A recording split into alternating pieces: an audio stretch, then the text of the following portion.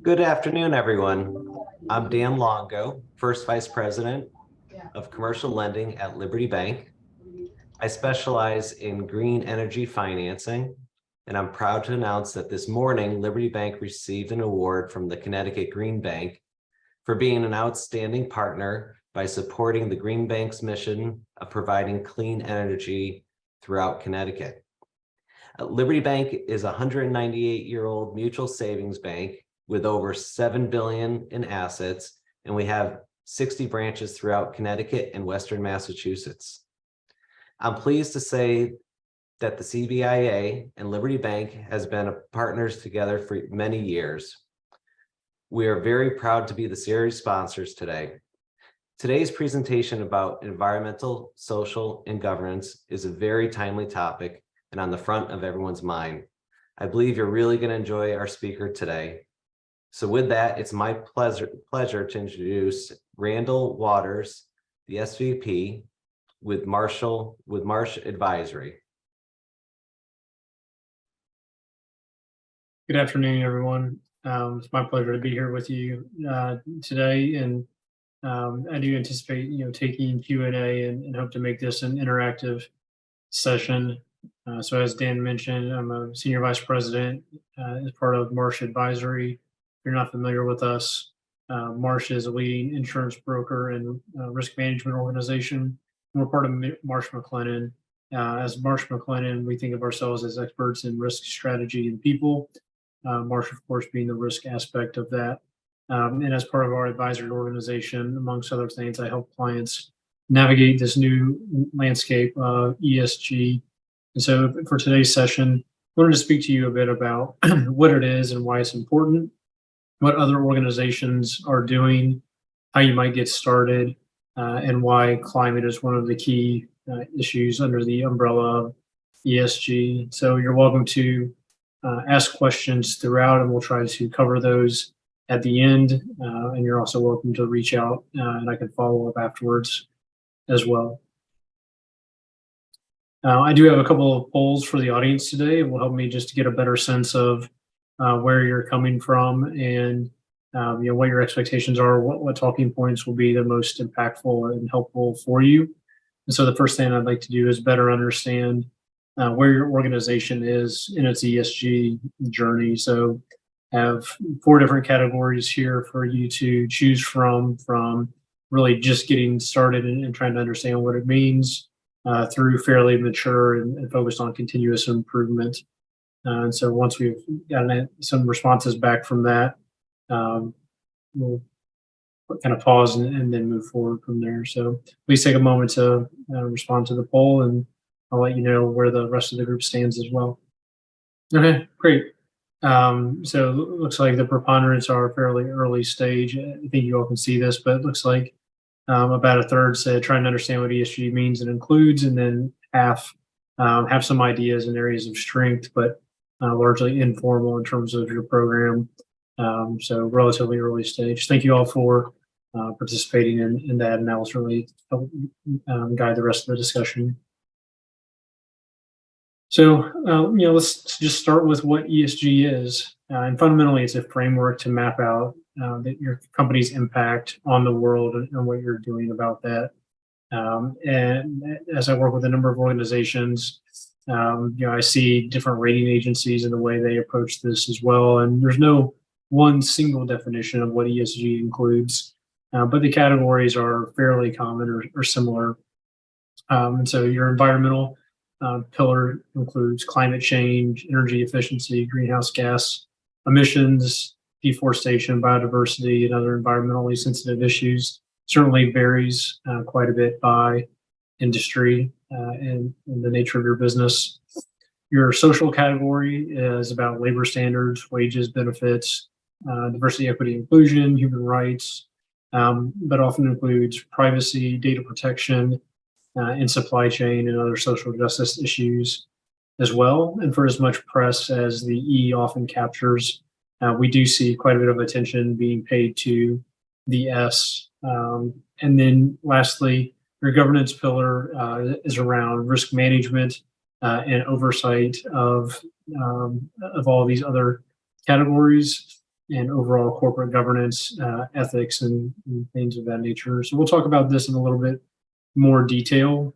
Less important than exactly how it's defined is how you manage and control your narrative around ESG. But why is it important?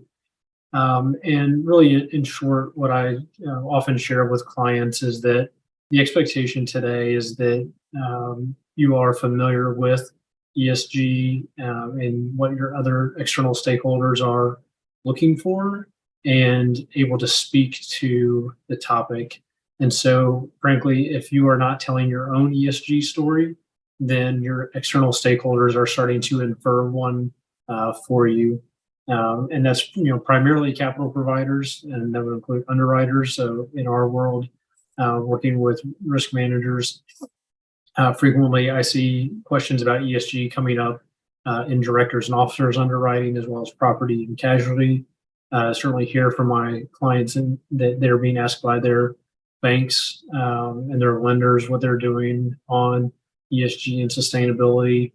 Certainly, there's been a lot of regulation globally over the past few years, and we know the SEC has proposed rules, and we anticipate those being finalized and more coming on the back of that. And then there's also a lot of attention being paid to this by customers and employees as well. So we see many organizations being required by their largest customers to respond to the Carbon Disclosure Project, which is very closely aligned to the Task Force for Climate-Related Financial Disclosures, from which the SEC drew inspiration for their proposed climate rules.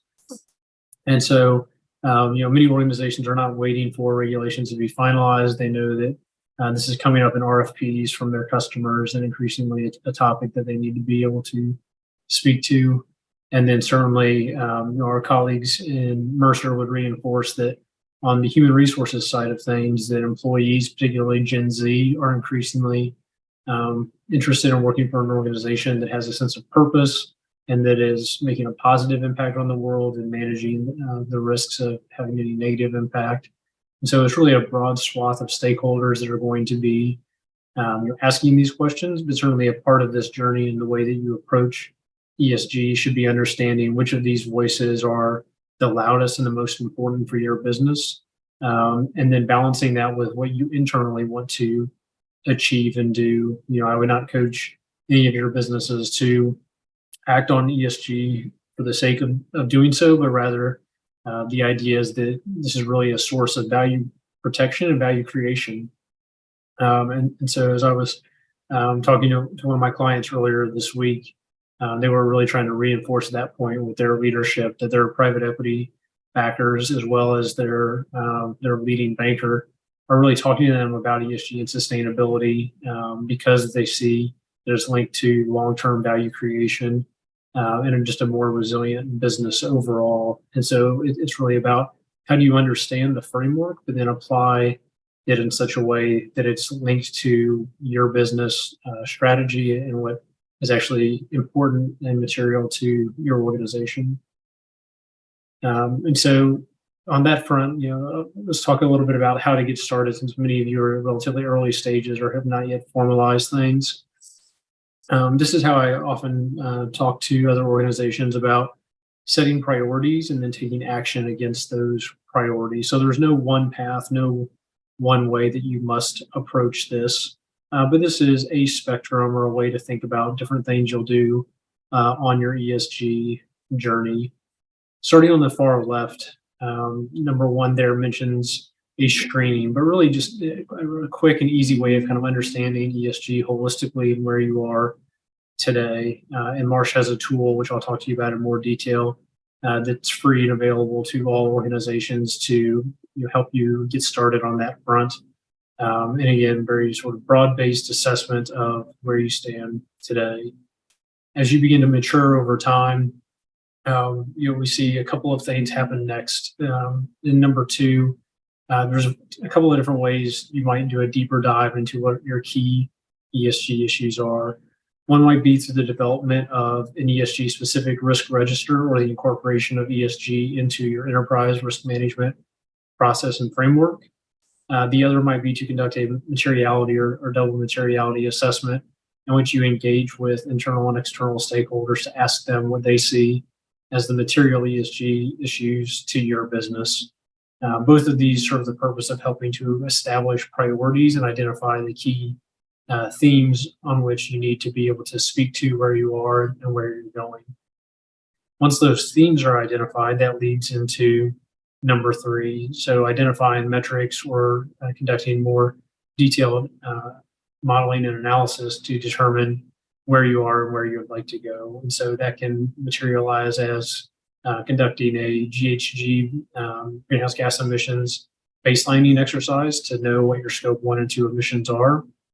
That might be understanding your safety statistics, your total recordable incident rate over time and how that's progressing. It could be your diversity, equity, and inclusion statistics, or it might be an analysis of your business's exposure to climate change and physical and transition climate risk. So a variety of things might take place, but again, should be aligned to the themes that you identified as most impactful or most material to your business.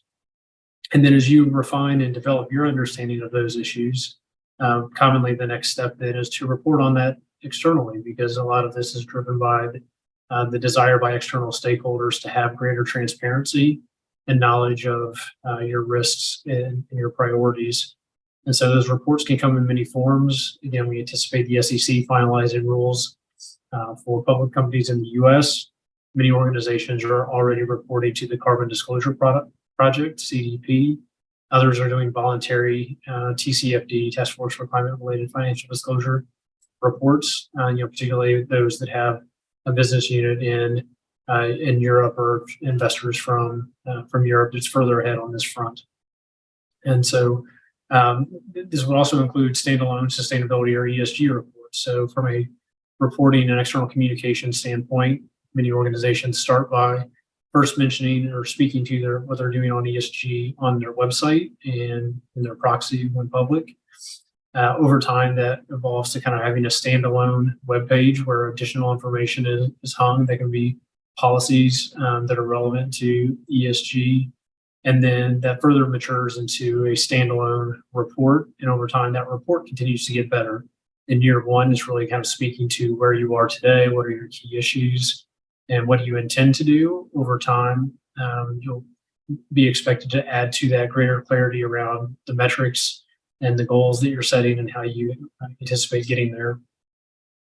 In addition to that reporting, organizations are also interested in what you're doing to actually make changes and protect yourselves from the risks that have been identified and how you're adapting to a low carbon economy. And so we're starting to see more transition plans be published for organizations saying how they're going to meet their 2030 or 2050 carbon goals. This may also materialize as physical resilience measures. So oftentimes when we conduct a climate risk analysis, we'll provide that to our property engineering teams that work with clients to go provide recommendations for ways to harden their facilities to protect them against future climate risk. Because by and large, whatever your exposure is to natural catastrophe today is likely to get worse in the future with the onset of additional climate change. And then the final piece is often thinking about ways that you protect and preserve company resources. And one of those mechanisms is through risk transfer. So being part of a brokerage organization, certainly we do a lot to help clients identify both conventional and novel ways of leveraging risk transfer to protect them from the risks associated with ESG. And again, there's no one path or one way to approach this, but these are common steps that organizations are taking throughout their ESG journey. And so I'll circle back to the first one, which I think will be applicable and helpful for many of you based on our first polling question. And that's the ESG risk rating that Marsh developed. And so for larger public companies, they're often rated by, say, MSCI, Sustainalytics, S&P. But there are some shortcomings or pitfalls with those approaches, which are outside in, often rely on a lot of web scraping. And they can sometimes miss things or get it wrong, so to speak. And they also are at the parent organization level. So for Marsh McLennan, we have we're rated at that level, but Marsh as an entity does not have its own rating. And so many different reasons why we thought something else was needed in the market. And so we created a free self-assessment tool that's web-based where organizations can get a view for themselves of where they stand on ESG. And so it has 166 questions aligned to 19 different ESG themes or topics under the ESG. And then the questions, while similar or while standard, the weighting for the scoring differs by industry. There are over 60 different industries to choose from. And so any organization can go to a link to request a unique access to the ESG risk rating and fill it out in order to get a score to have a sense of where they stand. And then there's a lot of things we can do on the back of that to support with benchmarking and additional perspective on what you might do to improve your controls or your reporting in light of what you find in that current state analysis. And so, like I said, it covers a broad swath of topics because it's to help you understand ESG holistically in your current state and get started. And so this lists those different topics, again, climate change, air pollution, water, solid waste, et cetera, dignity and equality, governance strategy, governing body, just a few. And we have a guidebook to help organizations navigate this to try to make it as easy as possible because ESG is inherently cross-functional in nature. So no one person is going to have all of the answers. But again, having gone through this with hundreds of organizations, we have a sense of who needs to be involved and how that should work and how you can gather that information and try to make it as easy as possible. And so then what we provide organizations with to complete it is the scorecard that looks like what you see here. It gives you a total score out of 10, a score for each the ES and the G, as well as for each of the underlying sub-themes and some high-level recommendations for how you might consider moving forward from there. What I've seen, again, having run this dozens of times just in the US in the past year, and even for public companies, is it tends to run more down the middle of the other ratings that are out there. We endeavored to make this as much of a self-assessment as possible. So rather than injecting a lot of Marsh perspective, we try to rely on globally recognized standards such as GRI and SASB to inform the industry weightings of themes that matter most. And so while other ratings may swing one way or another based on certain criteria they're looking for, ours tends to run more down the middle because we've deliberately left that out. So again, this is free to all, it's a self-assessment, and so you have more latitude in how you approach this, and it stays confidential until you decide to share it. But we have many companies that say that they want to use it within their underwriting renewal process because it's a way to communicate that they've taken deliberate steps to learn more about ESG and what they're doing on that front. We've had multiple organizations go through the process multiple times in order to show improvement after they've identified some things that they wanted to do differently. And so again, happy to share more information on that for those that are interested. And of course, you'll receive this information after the webinar.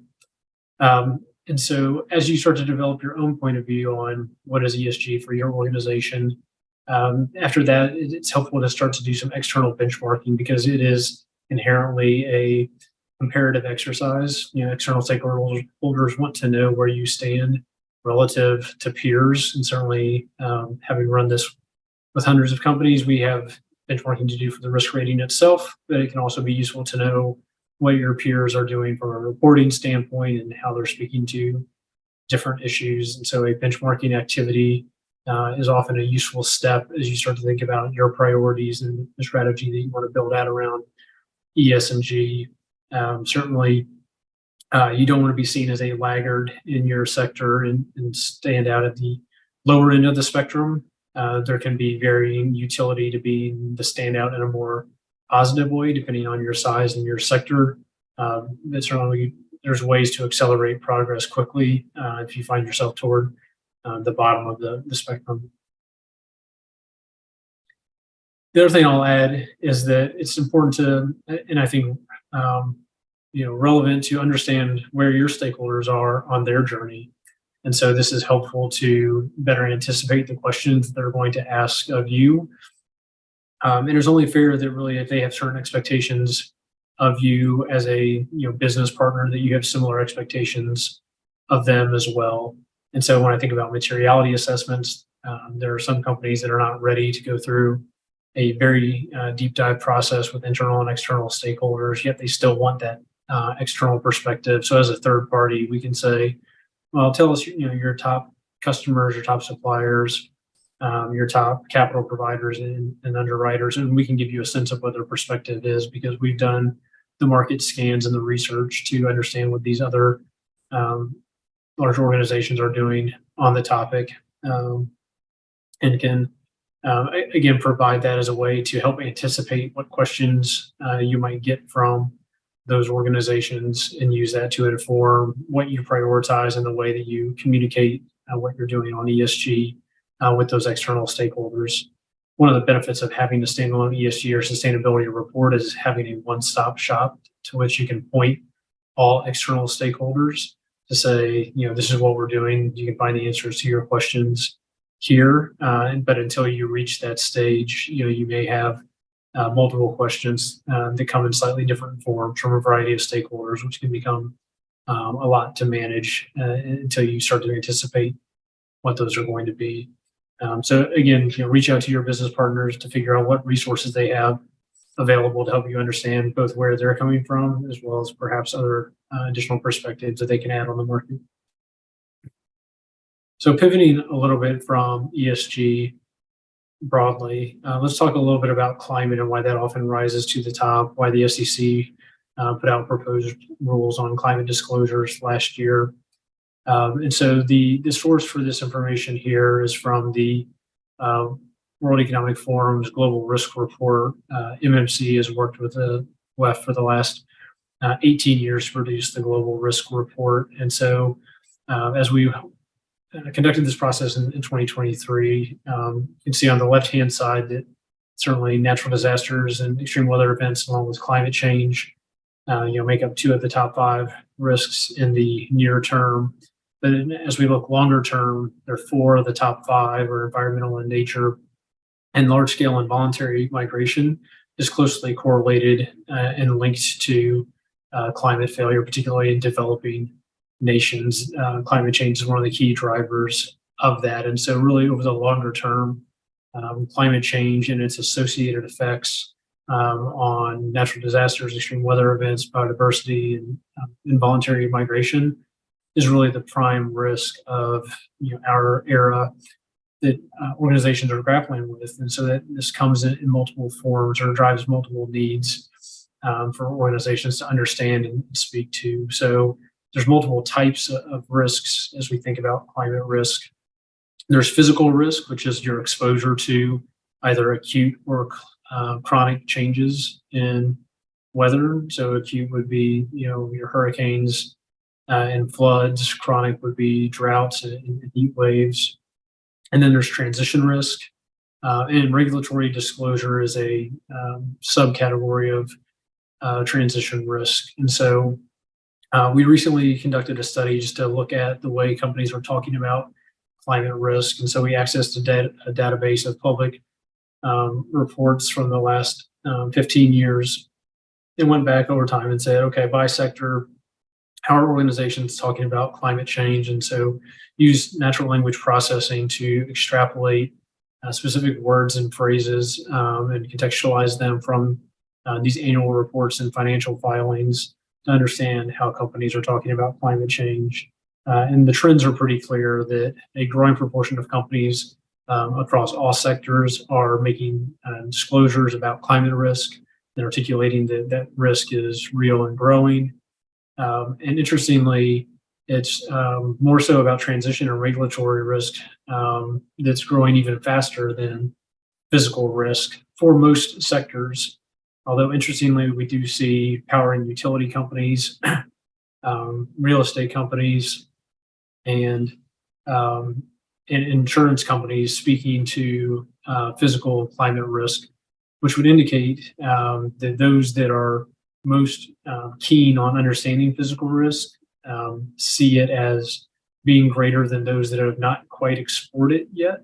However, given our collective reliance on, say, power and utilities as a sector, we're really all exposed to that climate risk. And that's why this is such a pervasive issue and why the SEC is driving towards greater transparency, is that your business assets may have little exposure to climate change, but if the critical infrastructure or power and utilities that you rely on for your business to function are exposed to climate change, then you are in fact exposed. And so understanding the effect of climate change, not just on your direct footprint, but also your supply chain, is really important. And that's part of what is driving this increased understanding and reporting on climate change.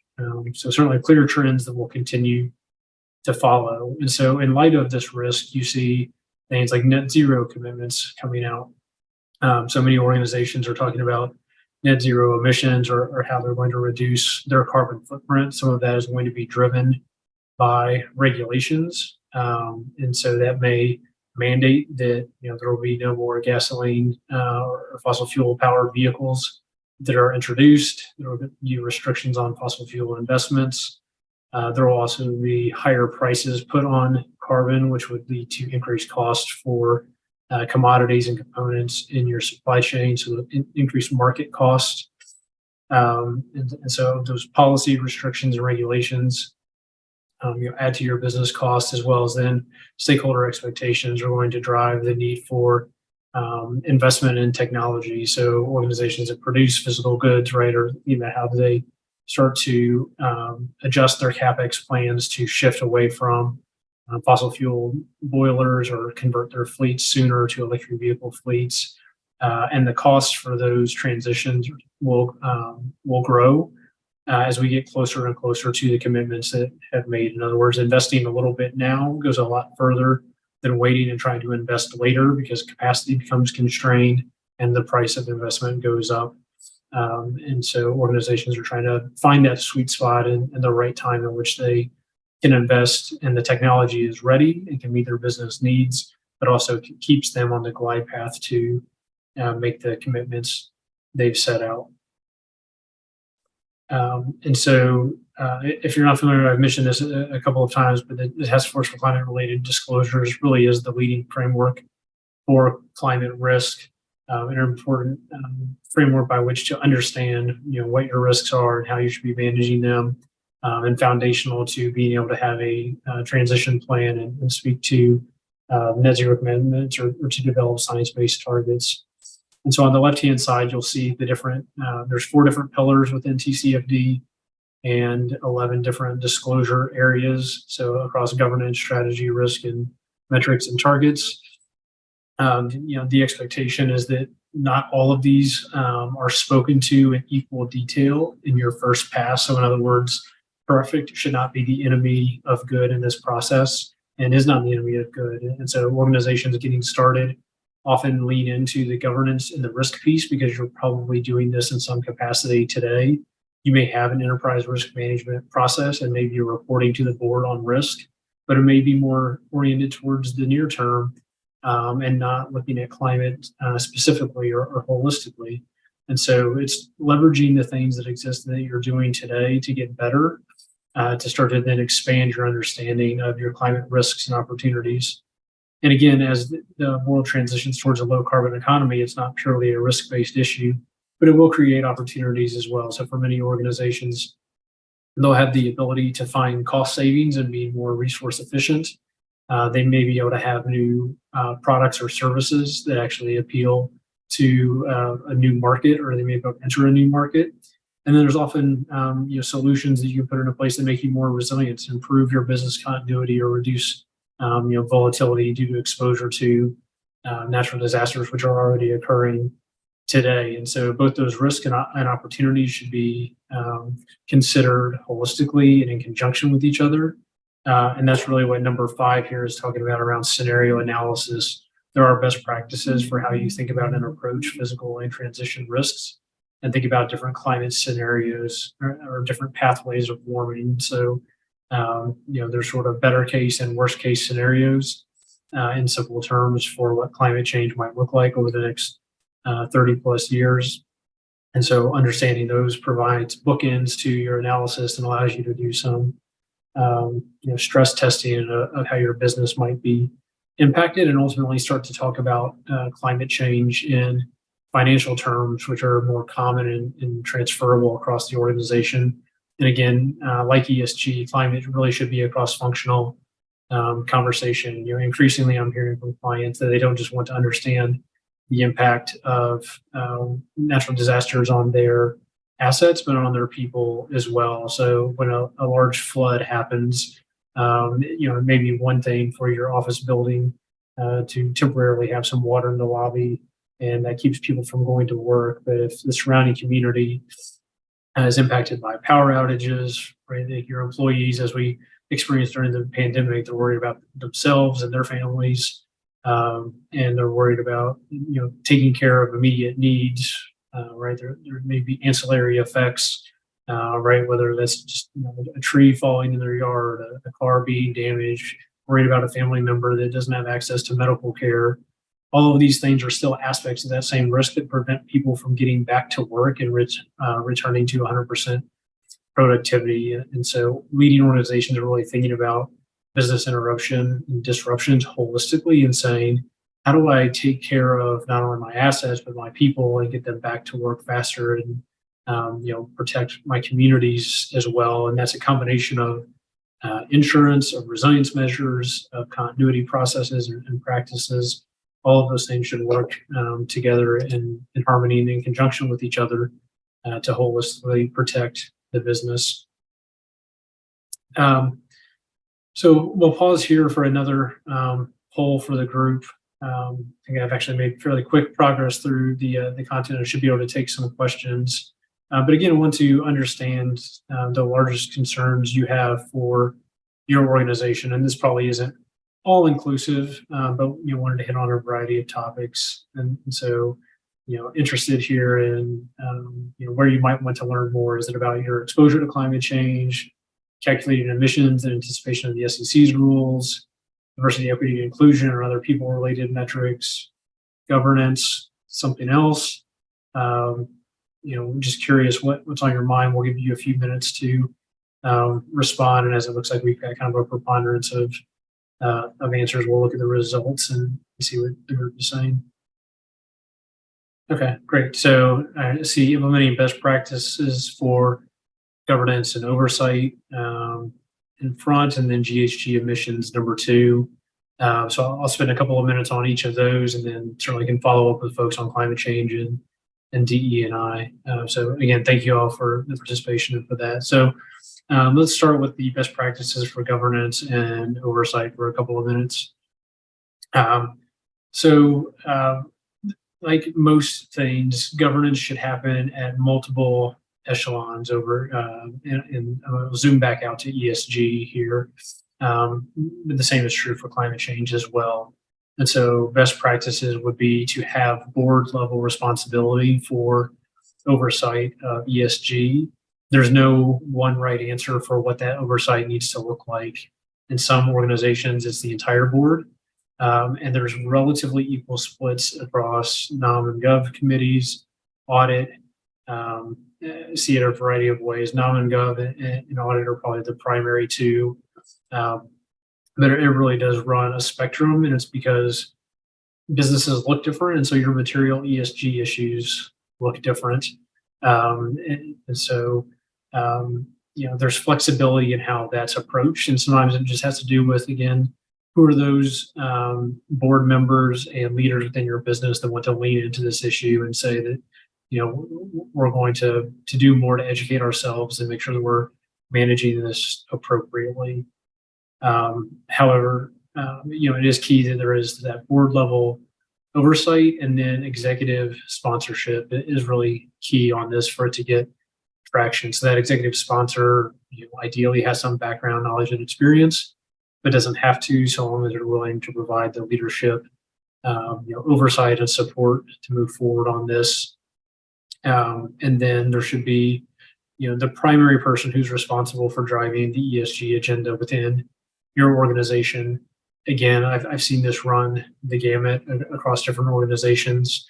When just getting started, it's sometimes, again, the person that just kind of volunteers and says, we need to understand this better. That might be a risk manager. It might be someone in human resources. It might be a treasurer or head of investor relations. It really depends on where the questions are coming from external stakeholders. And, over time that then matures, and eventually there's a head of sustainability or ESG that is hired or appointed within the organization. But then they need to be supported by a team. While they may often be a team of one, in terms of direct reports, there's dotted lines that need to extend throughout the organization. So with one client that I'm working with currently to write their sustainability report, the VP of sustainability, he actually came from the risk function and moved into that role over time. There are 9 working teams that are supporting the sustainability report. Each of those 9 teams is aligned to a material ESG topic. We identify with them through a materiality assessment. Some of those, like safety, they feel like they've been on top of and working hard on for a long time, and there was a natural leader of safety.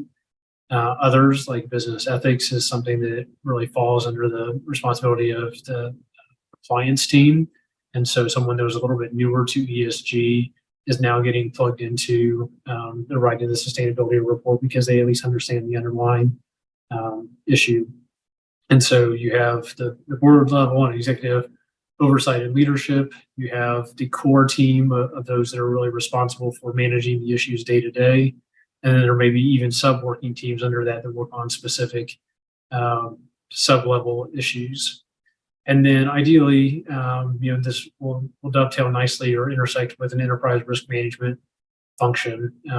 So where an enterprise risk management process and framework exists, it already has an approach to assessing and documenting risks, and that can be utilized to cover ESG. I often see ESG management being added to the risk register to say, look, we know there's an evolving landscape and an evolving set of expectations that if we don't keep up with, might expose us to reputational harm, if not other forms of risk and impact. And so there's a lot of goodness that can be leveraged from that risk management process, which is already accustomed to reaching out to stakeholders across the business and getting their input and perspective. But many of the ESG risks are also cross-cutting in nature, right? So there's a need for that risk function to say, let's look at how climate in particular is impacting many of these risks. And is that getting the right level of visibility? Perhaps that needs to be elevated into its own risk on the risk register. And so we see ERM teams working through that process and working with sustainability teams hand in hand. And I'm also starting to see, interestingly, an inflection point where more and more sustainability teams are proactively reaching out to ERM teams to say, hey, like, we have some risk and I want to make sure they are getting, visibility and oversight. So, let's make sure that we're embedding these issues into the business because they shouldn't be separate and standalone, but again, really embedded in the business in a way that supports value protection and value creation. So hopefully that answers the questions around governance and oversight. On GHG emissions, this is kind of a good news, bad news story. The good news is that the processes and methodologies for calculating emissions are very well understood and straightforward. And so there's a lot of resources out there that can help you do a baseline assessment. The bad news is that your data may not be a mess, it may be non-existent, and identifying the different stakeholders that need to track down the different components may be a challenge. And this may not be anybody's day job, again, just kind of an additional duty. And so, again, it can be useful to have somebody who's navigated this before to help understand what questions to ask, what data to look for, and what are the assumptions to use to fill in the gaps. But at least that is fairly well understood, and there are resources that can help you do that. And then once you have that baseline in place, you can start to identify your improvement opportunities and work your way down from scope 1 and 2 into scope 3, which is certainly the most effort. And we'll see what the SEC's rules, are that are finalized, and whether or not that includes scope 3 emissions. That's a big question, I think, on a lot of organizations' minds right now.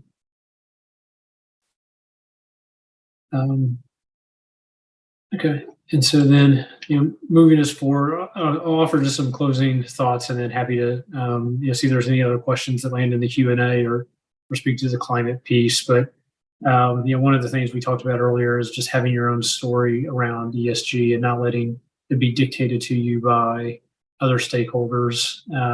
It's also a journey. So take action now, but don't feel like you have to do everything at once. You can set priorities. It should be aligned to your overall business strategy and your business priorities. And there's ways to make incremental progress without this becoming all-consuming as an exercise. But sort of regardless of which way the wind blows day to day in the news, ESG isn't going away. The desire from external stakeholders for greater transparency is here to stay because it's closely tied to and interwoven with concepts of resilience and sustainability and being able to be around for the long haul and take care of your people and the world and be a good steward of that.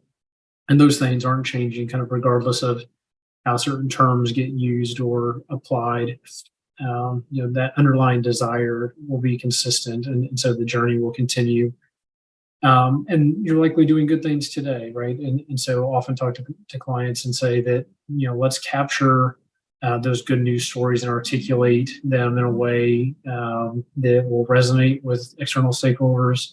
It's just putting a new wrapper sometimes around these issues, and we're adding an additional lens by which to see, what you're doing. And so that can provide additional value protection or value creation, either make you more resilient, make your employees more motivated and supportive and loyal to your organization, or help you capture new customers or new markets and new businesses. So, I've yet to work with an organization that didn't find value in going down this path once they got started and began to understand the issues. And it's really just a question of how you want to pace it and exactly what your specific journey looks like. So, thank you all very much for your time. I'll look to the Q&A.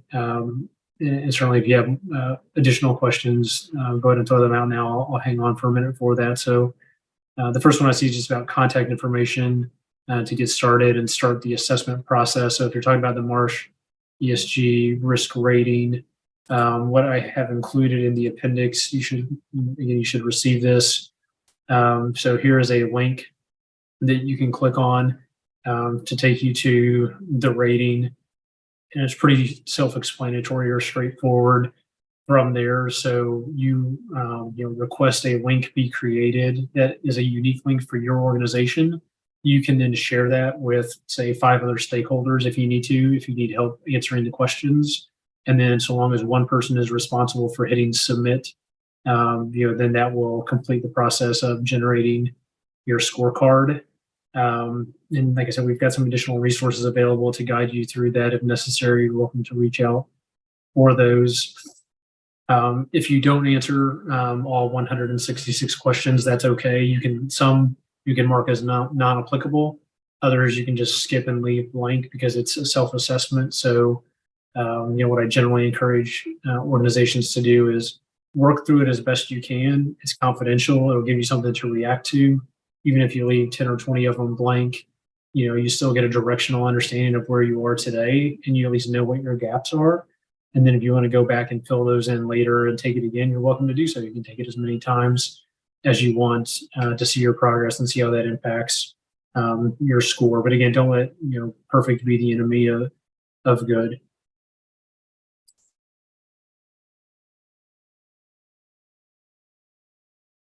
Okay. Like I said, it's been my pleasure to speak to this group, and you should receive the content or receive a link to view this again as needed. I'll hang on another minute or two to see if there's any other questions, and then I think we can close a little bit early and give you some time back today.